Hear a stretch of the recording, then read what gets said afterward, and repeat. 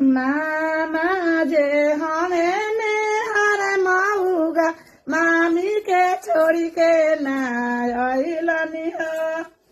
मामा जे हमें में हर मऊगा मामी के छोड़ी के ना अइलनी हो। मामा जे हमें में हर मऊगा मामी के छोड़ी के ना अइलनी हो। पाटना में कपड़ा महंगा भइले चौधरी चरण मामा ना अइले हो। पाटना में कपड़ा महंगा भइले रामकुमार मामा ना अइले हो।